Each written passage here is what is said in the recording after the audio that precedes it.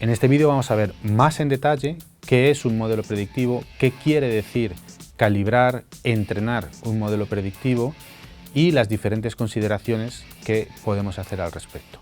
Vamos a ver ahora qué queremos decir cuando nos planteamos la tarea de crear modelos predictivos.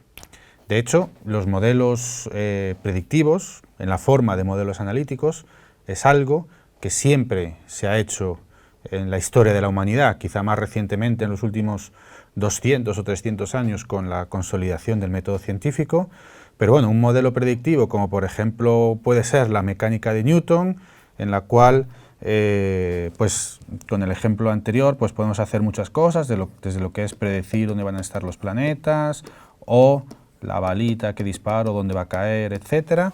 Al final, este es un modelo que, dada unas observaciones, nos va a dar unas predicciones, dónde va a estar el planeta en tal momento o dónde va a caer la balita, ¿no? ¿Qué es lo que sucede? Que este modelo está expresado en términos de un conjunto, bueno, de ecuaciones diferenciales. Otros modelos serán ecuaciones estocásticas, o a lo mejor otros modelos no son ni siquiera ecuaciones diferenciales, pero es un conjunto de ecuaciones, o más bien un procedimiento a través del cual, desde unas entradas, generamos unas predicciones. Ahora, ¿de dónde vienen estas ecuaciones o este procedimiento? Bueno, viene de un conocimiento profundo, una intuición muy fuerte que alguien en un momento dado tiene sobre algo que observa en la naturaleza, sobre un contexto concreto. Pues a Newton le cayó la manzanita y entonces pudo hacer las ecuaciones. Bueno, más allá de cualquier mítica, ¿no? Esto parte de un conocimiento normalmente profundo que alguien, una persona, un equipo de gente, obtiene sobre algo concreto. Y es capaz, además, de plasmarlo en un procedimiento utilizable por otras personas. Una vez que tenemos este procedimiento, que a veces puede ser más complicado o a veces puede ser más sencillo, cualquier otra persona puede usar ese procedimiento para dar unas observaciones, generar unas predicciones. Y esto es lo que se ha hecho siempre. A veces estos procedimientos son más difíciles de obtener, a veces estos procedimientos no funcionan del todo bien al principio, empiezan a encontrarse casos en los cuales no funcionan, entonces se van ajustando los procedimientos, se van ajustando, pues no sé, términos en las ecuaciones, más ecuaciones, etcétera, ¿no? Pero esto siempre se ha hecho así. ¿Qué es lo que sucede ahora con inteligencia artificial y con machine learning? Bueno, el proceso de creación de un modelo nos vamos a apoyar en la máquina para realizarlo. Entonces, en lo que es principalmente aprendizaje supervisado, que es quizá el más fácil del cual construirse la intuición, vamos a hacer un proceso en el cual vamos a usar la máquina de modo que, dado unos ejemplos, unos pares de ejemplo de entrada y la salida esperada, se va a crear, y en realidad no se va a crear, vamos a calibrar, como lo vamos a ver ahorita mismo, un modelo que cuando le demos entradas va a poder realizar predicciones. Estos serían los y sombrerito, y el sombrerito indica normalmente que es del dato nuevo, ¿no? El sombrerito indica normalmente que es la predicción. Ahora, esto es importante apreciar el hecho de que tenemos que construir estos pares de entrada-salida. Es decir, si estamos a lo mejor tratando de hacer algún modelo que sea capaz desde unas mamografías que quizá tienen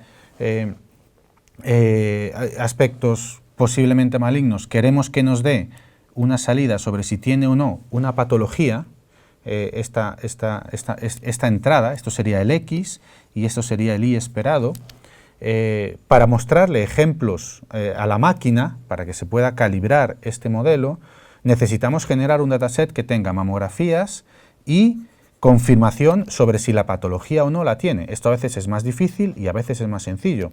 En este caso, a lo mejor, ¿qué necesitamos para tener la confirmación de si tiene o no tiene la patología? Pues no sé, a lo mejor necesitamos una biopsia o un asesoramiento consensuado entre varios médicos. Bueno, en otras ocasiones es más fácil, simplemente a lo mejor con series históricas de tiempo, pues uno coge el histórico y tiene lo que va a pasar para luego poder predecirlo. Pero bueno, es importante que el proceso que hacemos depende de que le demos entradas y salidas esperadas. El aprendizaje no supervisado lo que lo que hace es lo mismo, pero no le estamos dando la entrada, ¿no? Entonces esta salida luego es más difícil de interpretar, hay que hacer otro tipo de suposiciones para poder hacer este proceso de creación del modelo, y es un poquito más difícil tanto de construirse la intuición como de luego tener una utilidad, hacer un uso práctico beneficioso de estas predicciones, ¿no? Pero bueno, tenemos que generar este tipo de modelos. En realidad, o sea, este tipo de datasets, y en realidad el proceso es más de esta manera, es decir, partimos de datos de ejemplo, partimos también de una plantilla de modelo que nosotros tenemos que crear, o tenemos que seleccionar, pero como experimentadores lo tenemos que hacer, y entonces en realidad no es que estemos creando un modelo, lo que estamos haciendo es, la plantilla de modelo la estamos calibrando para que funcione lo mejor posible, y esto tiene una definición concreta de qué es lo mejor posible, pero para que funcione lo mejor posible para predecir los datos que les damos de entrenamiento, ¿no? Entonces, no es que la máquina aprenda o no es que los modelos se creen de la nada, sino que hay un proceso de calibración de una plantilla de modelo con unos datos. Y entonces, este proceso, la calidad o el porcentaje de acierto o el error o como sea que se mida en distintos problemas, las predicciones que nos da la máquina serán mejores o peores en tanto en cuanto estos tres aspectos seamos capaces de manejarlos.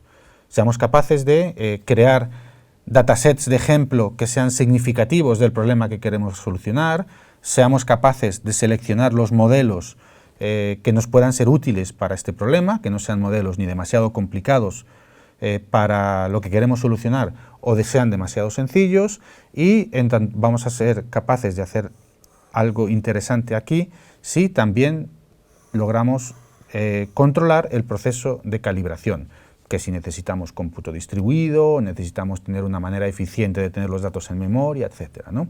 Entonces, esto es fundamentalmente un problema de ingeniería.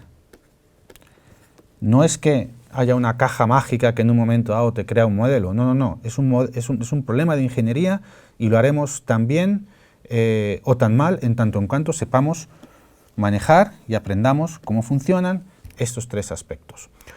Y por supuesto, el modelo que vamos a tener no van a ser nunca unas ecuaciones así diferenciales tan bonitas, elegantes, matemáticamente elegantes a lo mejor, o que hasta te dan a lo mejor algún tipo de insight en el funcionamiento interno de las cosas.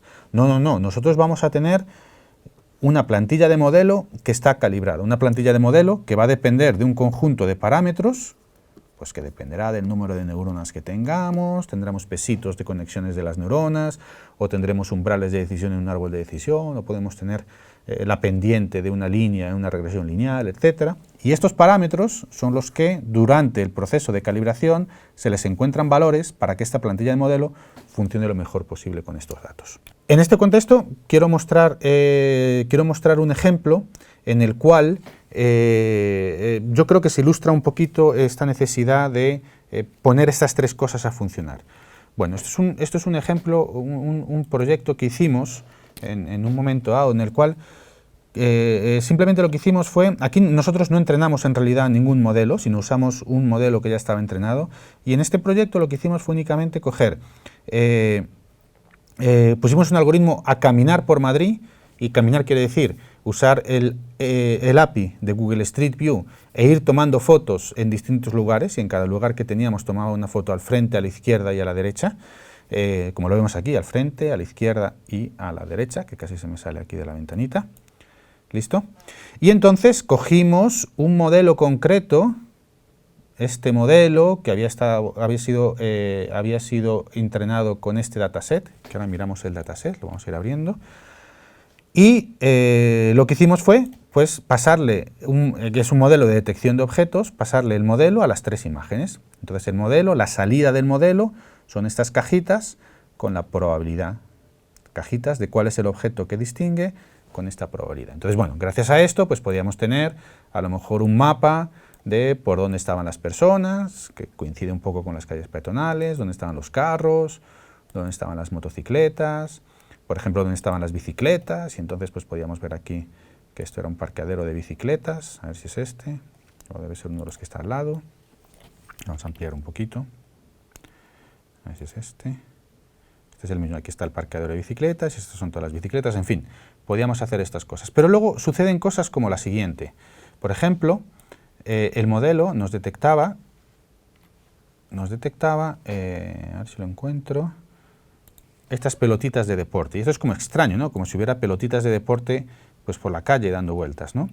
Entonces, si entramos a ver qué es lo que está detectando el modelo, a ver, qué es lo que está detectando el modelo, en realidad, si os fijáis, está detectando estas, así se ve, estos volardos como bolas, como pelotitas de deporte, ¿no? Bueno, en realidad son volardos, ¿no? Y entonces, os hago la pregunta, ¿por qué detecta este modelo los volardos, aparte de que sean similares? Pero hay muchas cosas que son similares, por ejemplo, una bici podría ser similar a una moto en muchas ocasiones, pero sí, generalmente las detecta bien, ¿no? Porque estos, y además es un volardo que está muy claro que es un volardo, no tiene ruido, no tiene ocultaciones, o sea, esto debería de detectarlo como un volardo, ¿no? ¿Por qué no lo detecta como un volardo?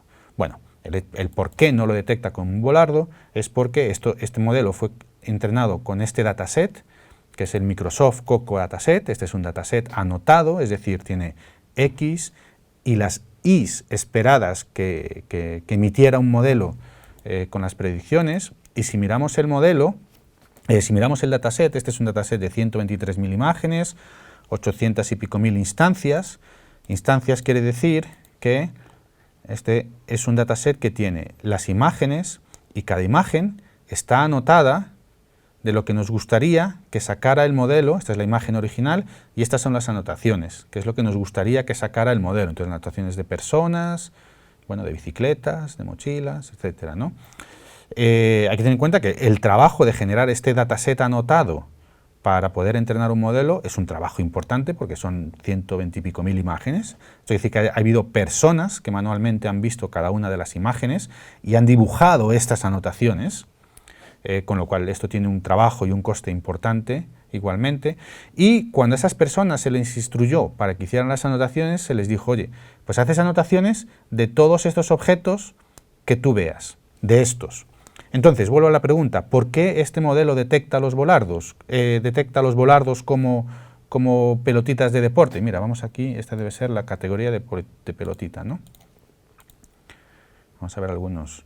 Entonces, ¿por qué los detecta como pelotitas de deporte? Bueno, súper pequeña, listo, ¿ve? Parece que de tenis, mira, ok, vale, perfecto. ¿Por qué los detecta como pelotitas de deporte? Bueno, porque no hay un objeto que sea volardo aquí, entonces esto lo considera suficientemente similar como para etiquetarlo como pelotita de deporte. Bueno, y ahora resulta que hablamos en el contexto de un proyecto concreto, hipotéticamente, y me dice, no, pero queremos, en realidad nosotros necesitamos, por la razón que sea, necesitamos que los volardos se identifiquen como volardos, no como pelotitas de deporte, porque es otra cosa, además están en el suelo, etcétera, y queremos hacer, yo qué sé, un proyecto de planificación urbana y queremos detectarlos como volardos. ¿Qué haría falta para poder detectar los volardos como volardos? Bueno, pues tendríamos que extender este dataset o capturar nuevas imágenes y hacer anotaciones de volardos. Y eso funcionará mejor o peor en tanto en cuanto ese dataset que generemos sea representativo de lo que queremos. Por ejemplo, a lo mejor los volardos en distintas partes de la ciudad resulta que son distintos.